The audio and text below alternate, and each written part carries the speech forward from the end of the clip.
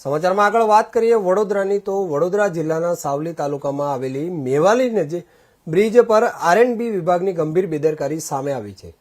જર્જરિત હાલતમાં આવેલા આ પુલ પર માત્ર દેખાવ પૂરતું જ કામ કરીને જવાબદારી પૂરી કરી હોવાનો આરોપ સ્થાનિકો લગાવી રહ્યા છે।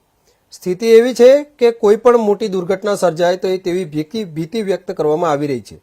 સાવલી તાલુકાના મેવલી બ્રિજ પર આરએનડી વિભાગ દ્વારા માત્ર ઊંચી રેલિંગ લગાવીને ફરજ પૂરી કરી હોવાનો સ્થાનિકોનો આક્ષેપ છે।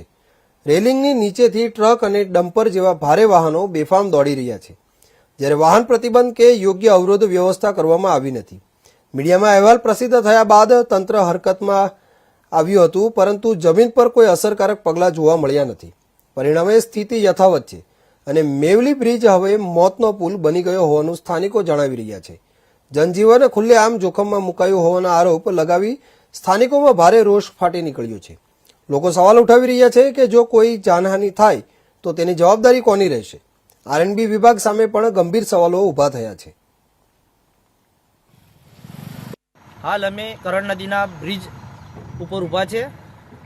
અગાઉ અમે જણાવ્યું હતું કે બ્રિજ જર્જરિત હાલતમાં છે અને જે ઘટના ગંભીરમાં બની હતી એ બીજી વખત ના બને એના માટે અમે રજૂઆત બી કરી અને તંત્ર જાગ્યું। તંત્ર જાગ્યા બાદ એમને રેલિંગ બી મારી અને રેલિંગ મારી એવી કે જ્યાં નીચે રહીને હજુ બી એ જ પ્રકારના વાહનો પસાર થઈ રહ્યા છે। તો એનો મતલબ શું કે રેલિંગ મારી છે બરાબર એવું?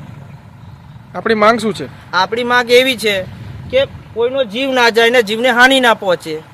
જે સ્થિતિ પહેલાં બની હતી એ પછી બીજી વખત ના બને, બસ આ માંગ છે અમારી।